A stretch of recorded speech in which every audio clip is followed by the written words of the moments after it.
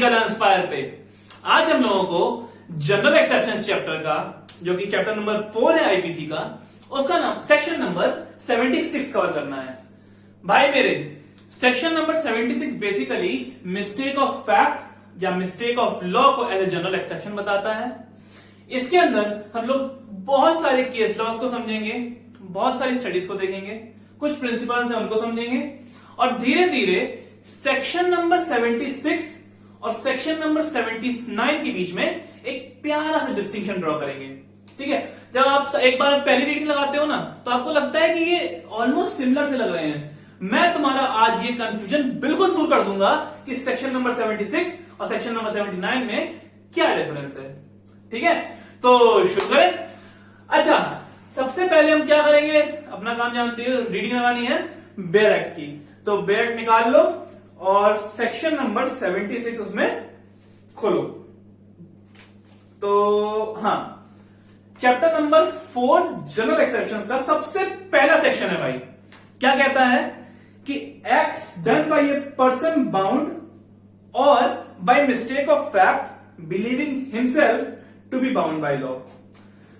एक ऐसा बंदा जिसको लगता है कि कानून के हिसाब से, कानूनी तौर पे उसे ये कार्य करना चाहिए, या फिर उसकी ये मान्यता है कि उसका यह करना ठीक है कानूनी तौर पे। ठीक है, nothing is an offence which is done by a person who is और who by reason of mistake of fact and not by reason of mistake of law.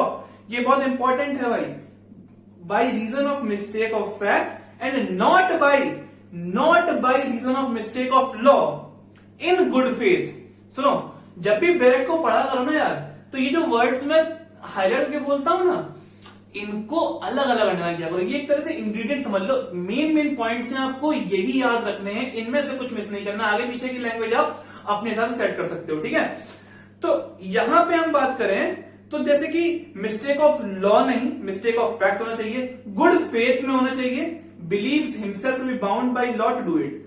उसको ऐसा लगना चाहिए कि हाँ, मुझे कानूनी तौर पे ये कार्य करना ठीक है। ठीक है, अच्छा, तो रीडिंग लग गई समझ में। मेरे हिसाब से इतना कठिन भी नहीं था कि मतलब बेयर की भाषा तुमको समझ ही ना आए, पर अपना काम क्या है, एकदम से खोल के रख देना।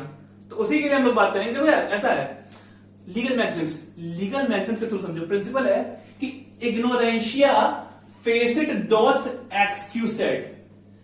क्या कह रहा है, इग्नोरेंस ऑफ फैक्ट एक्सक्यूजेस, यानी कि अगर आपको फैक्चुअल तौर पे कोई नॉलेज में कमी है, कुछ फैक्ट्स नहीं पता है आपको, उसके हिसाब से आप कुछ गलत काम कर देते हो, तो एक बार को चांस है कि आपको लॉ एक्सक्यूज कर दे, छोड़ दे, आपको एक्सेप्शन मिल जाए। लेकिन अगर भाई इग्नोरेंशिया ज्यूरिस नॉन एक्सक्यूसेड, यानी कि अगर लॉ के नाम पे आप एक्सक्यूज मांग रहे हो कि मेरे को लॉ नहीं पता था, इग्नोरेंस मेरा लॉ की तरफ से था, तो ignorance of law is no excuse. बात समझ में आ रही है? तो आपको एक्सेप्शन नहीं मिलेगा। Point clear?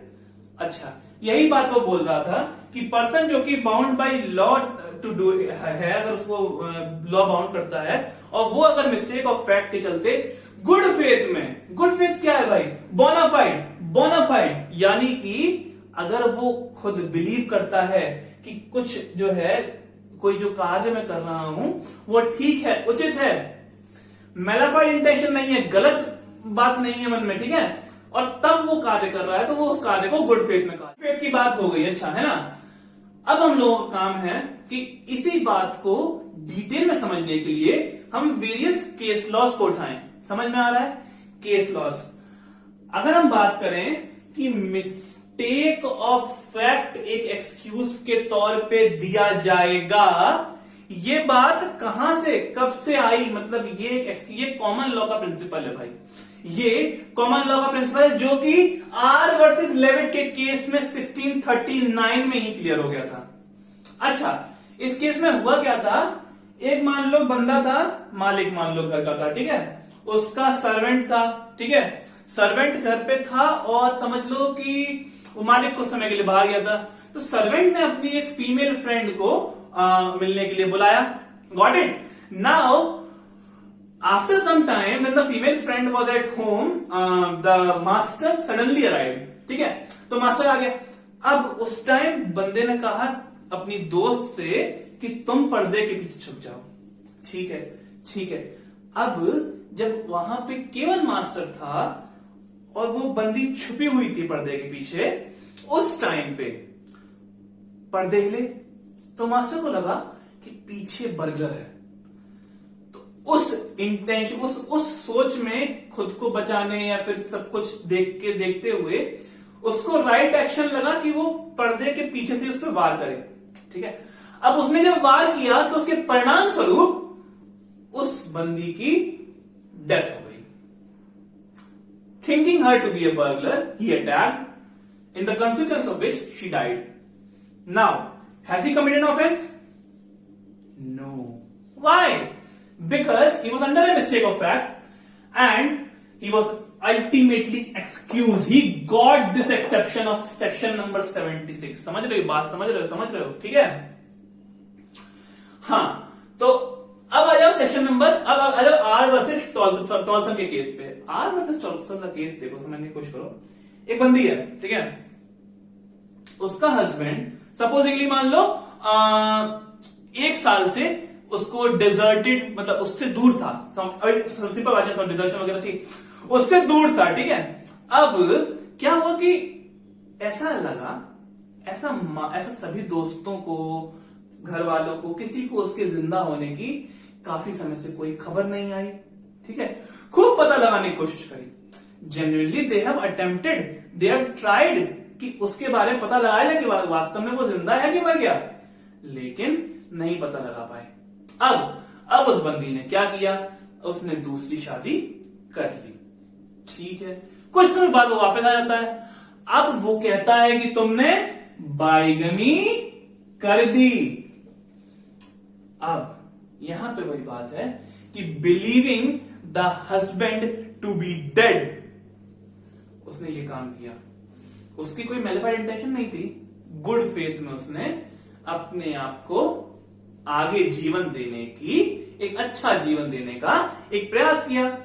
ठीक है, तो इसी वजह से मिस्टेक ऑफ फैक्ट हुआ ना यहां पे भी, कि ये फैक्ट कि वो बंदा मर चुका है, ये भी एक मिस्टेक ऑफ फैक्ट है. इस वजह से उसको एक्सक्यूज मिल गया. अच्छा, अब तुम समझ में आ रहा हो, तुम्हें आ रहा हो, तुम इस सोच रहे हो कि हाँ इन ऐसे सिचुएशन में मिल जाता है. अब मैं तो बताता हूं एक जगह कहां पे नहीं मिला. देखो, क्वीन वर्सेस प्रिंसेस का एक केस था. इसके अंदर समझने की कोशिश करो. एक 16 साल की लड़की अपने आप को इस तरह से प्रेजेंट करी एक बंदे के सामने कि वो 18 साल की है.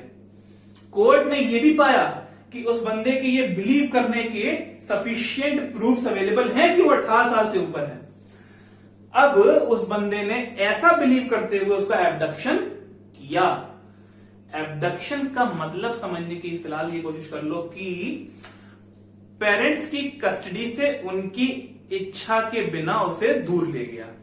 ठीक है, अच्छा, अब जब बात केस फंसा ना, तो ये बोला भाई I was under a mistake of fact, she was not older than, she was older than 18 years. He was under a mistake. He said, he claimed, but the court said कि भाई मेरे सुन, you were having a malified intention of abducting that girl, and the legislature made this law of abduction here in this time to protect the right of the parents to have the possession of their child. ठीक है, समझ में आ रहा है? जब तक वो मतलब पेरेंट्स के राइट को आपने वायलेट कर रहे हो मैलिफाइड इंटेंशन के थ्रू, तो even though you are under a mistake of fact, फिर भी you will be held liable. Getting आ रहा है? फील आ रहा है? तो यहां पे उसको एक्सक्यूज नहीं किया गया. Was not excuse, it was not given the defence. अच्छा, अब अपने वेरेक्ट में इलस्ट्रेशन दिया है कि भाई ए बी को अरेस्ट करने जाता है, सी को कर लेता है बी समझ के, तो क्या वो लायबल है रॉन्गफुल कंफाइनमेंट का सी को करने के लिए? तो आंसर अब तो मेरे भाई बहुत क्लियर होगा कि आंसर सिंपली है नहीं लायबल है.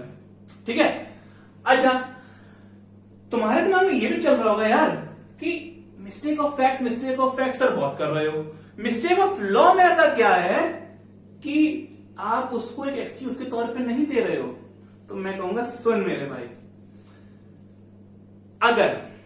अगर मैं कहूं कि मुझे कानूनी नहीं पता था, अगर मैं कोई कांड कर दूं, मान ले मैं चोरी कर दूं और फिर मैं बोलूं कि यार मुझे पता ही नहीं था कि चोरी करना ऑफेंस है, I was not aware about the law, मैं किसी की मृत्यु कर दूं, कुछ भी, and then I can say I'll have the opportunity to escape from it.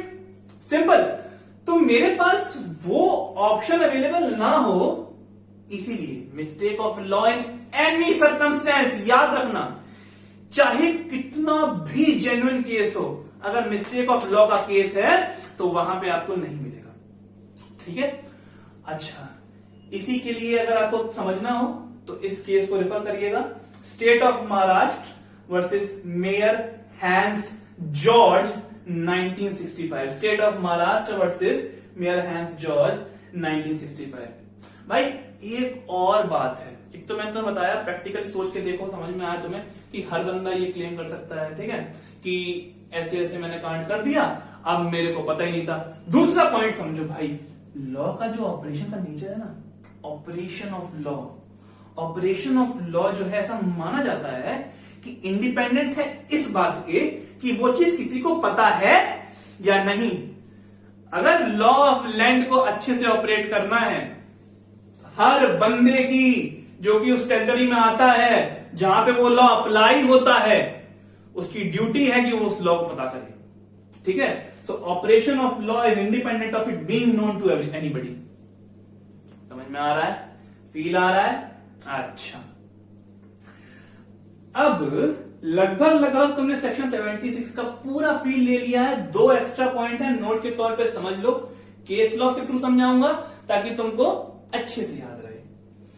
State of Bengal versus Shiv Mangal Singh 1981, state of Bengal versus Shiv Mangal Singh 1981। इस केस में बस इतनी बात समझ लो कि ये चीज समझ में आई थी कि जो सबऑर्डिनेट ऑफिसर्स होते हैं ना, नीची पोस्ट के, सपोज इंग्लिश सोल्जर मान लो, अगर सबऑर्डिनेट ऑफिसर्स हैं, वो अपनी सीनियर अथॉरिटी के आदेश के चलते कोई एक्ट करते हैं, इवन दो वो अनलॉफुल भी हो सकता है उसकी नजर में, फिर भी उसको लायबल नहीं ठहराया जाएगा।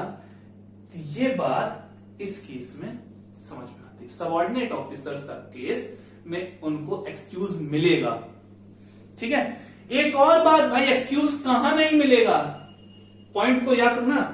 आर वर्सेस पैनल का केस 1970, देखो, जब किसी अथॉरिटी की ड्यूटी के एग्जीक्यूशन में, किसी अथॉरिटी की ड्यूटी की एग्जीक्यूशन में आपके मिस्टेक ऑफ फैक्ट की वजह से, आपके मिस्टेक ऑफ फैक्ट की वजह से अगर आप उसमें बाधा डालो और फिर आप कहो कि वो चीज मैं यहां क्लेम कर लूं, तो नहीं होगा।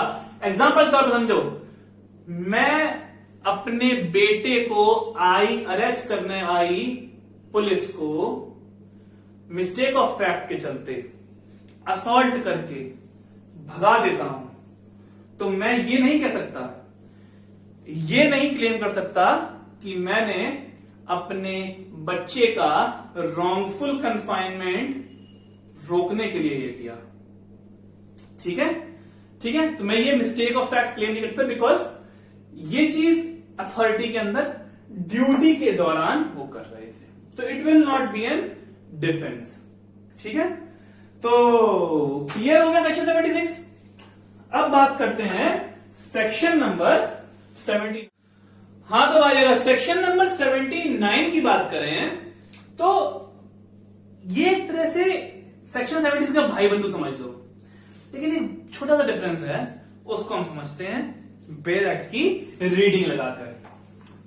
तो अगर हम बात करें सेक्शन नंबर 79 की, जनरल एक्सेप्शंस की, तो वो क्या कहता है कि acts done by a person justified और by mistake of fact believing himself to be justified by law. एक वर्ड जो है बाउंड, जो कि पिछले वाले में लिखा था, उसको मिसिंग पा रहे हो यहां पे। Bound by law, justified by law, अंतर पा रहे हो? यही मेन डिफरेंस है। आगे पढ़ो। Nothing is an offence which is done by any person who is justified by law, और by reason of a mistake of fact and not by reason of mistake of law. वही पूरी कहानी, mistake of fact, mistake of law, ठीक है। In good faith believes himself to be justified by law in doing it। कुछ नहीं है भाई, कुछ भी नहीं है। पूरी कहानी तुम ऑलरेडी जानते हो 76 के नाम पे। बस यहां पे ये समझ लो कि अगर किसी को मिस्टेक ऑफ फैक्ट हो गया है ना, तो उसके चलते कोई बंदा कोई कार्य कर रहा है, तो वो जानता है कि वो कार्य जरूर है, वो गलत कर रहा है, लेकिन फिर भी उसके पास जस्टिफिकेशन है कि उसने वो कार्य क्यों किया। जैसे कि अगर हम बात करें चिरंगी वर्सेस स्टेट की, 1952 केस है। समझने की कोशिश करो। एक बंदा अपने 12 साल के लड़के के साथ कहीं पहाड़ी इलाके में, जहां पे झाड़ वूड़ सब है, वहां गया कुछ सामान कलेक्ट करने। अब कुछ समय बाद उस बंदे को झाड़ियों से आवाज आई। उसने सोचा चीता है, there is a tiger, and he attacked, in the consequence of which उसका 12 साल का बच्चा मर गया। अब एक बात बताओ, उसने नहीं सोचा था कि झाड़ियों के पीछे उसका बच्चा नहीं, उसका शेर नहीं, उसका बच्चा होगा। उसने ये सोच के अपने डिफेंस में वहां पे अटैक किया, ठीक है। तो उसका जो एक्ट था, it was under a mistake of fact, definitely it was in good faith to protect him, but it was justified by law. समझ में आ रहा है? तो चिरंगी वर्सेस स्टेट का ऐसा कुछ केस है। सिमिलर सा केस है यार वरियम सिंह वर्सेस एम्परर में। कुछ ऐसा था कि यही एक भूत के चोगे वोगे में कोई इस बंदे को डिल्यूजन हो गया कि एक दूसरा बंदा है, वो भूत सा दिख रहा है, तो इसको जेन्युइन ऐसे कुछ एविडेंसेस थे कि इसको जेन्युइन डिल्यूजन लगा, ऐसा कोर्ट को लगा, तो इसको एक्सक्यूज मिला। इसने क्या किया, भूत समझ के मार कूट के खत्म कर दिया। अब इसको भी यही 79 के अंदर एक्सेप्शन मिल गया। थोड़ी सी थियोरेटिकल बात कर लेते हैं, समझ लेते हैं कि it exempts a man who believes himself to be justified by law to do that act in a particular way। यही मैं समझा रहा हूं, कुछ अलग बात नहीं है। मिस्टेक मस्ट बी बोनाफाइड, कोई उसमें मैलिफाइड इंटेंशन नहीं होनी चाहिए। ऑन जेन्युइन ग्राउंड्स, ये कोर्ट के मतलब प्रोसीडिंग द्वारा समझ में आता है, ठीक है। With care, caution and attention, ठीक है। समझ में आ रहा है? मतलब ग्रॉस नेग्लिजेंस का केस ये सब नहीं होना चाहिए, ठीक है। केयर ये सब देखना चाहिए, ठीक है। अब तुम लोगों को वैसे खुद ही पता है, फॉर्मली डिस्टिंक्शन ड्रॉ करने के लिए बस लिख देते हैं कि सेक्शन नंबर 76 और सेक्शन नंबर 79 क्या अंतर है। देखो, अंडर 76 ना, anybody acts only under a legal compulsion, but here he acts under a legal justification. बस यही है जो तुम्हें याद रखना है। इसके अलावा बस वो चीज वो कहानी के तौर पे किताबों में अलग अलग पॉइंट्स में लिखेंगे कि he believes himself to be bound by law, he believes himself to be justified by law। शब्दों का फेरबदल है, लैंग्वेज बढ़ाना अपना काम नहीं है, अपना काम है रस को समझ लेना, ठीक है। और अगर तुम्हें बहुत मन हो इलस्ट्रेशन खींचने का, मतलब ड्रॉ करने, लंबा तुम्हारा क्वेश्चन वगैरह आ जाए, तो इलस्ट्रेशन इनका लिख देना कि यहां वाले पे याद करो। देखो इसका एक बढ़िया सा इलस्ट्रेशन, हाँ सॉरी इलस्ट्रेशन तुमको बताया ही नहीं मैंने। 79 का इलस्ट्रेशन समझ लो। ए बंदा ने देखा कि बी बंदा सी को मार रहा है, ठीक है। ऐसा कुछ है, उसको एप्रीहेंड हुआ बी को देख के कि वो सी की मृत्यु करने वाला है, ठीक है। He was going to kill C. ऐसा किसको लगा? ए को लगा। मिस्टेक ऑफ फैक्ट हो रहा है। अब सुनो, अच्छा अभी नहीं हो रहा है, अच्छा सुनो। तो ये क्या करता है, कि बी को रोक देता है, सीज कर देता है और अथॉरिटी के पास को ले जाता है। ठीक है, अब पता ये चलता है कि जो बी था ना, जिसको उसने एप्रीहेंड किया कि वो मार रहा था, वो बंदा खुद के प्राइवेट डिफेंस में वो एक्ट कर रहा था। ठीक है, अब मिस्टेक ऑफ फैक्ट था ए का, तो उसने बी को रोका। ठीक है, ये सोच के कि वो खुद एक ऑफेंस कर रहा था। तो प्राइवेट डिफेंस के जो आगे हम लोग सेक्शंस पढ़ेंगे उसके हिसाब से ये राइट अवेलेबल होता है। तो उसके मिस्टेक ऑफ फैक्ट के चलते उसने वो काम किया जो कि, और अथॉरिटी में उसको बांध के ले गया, जो भी कुछ किया।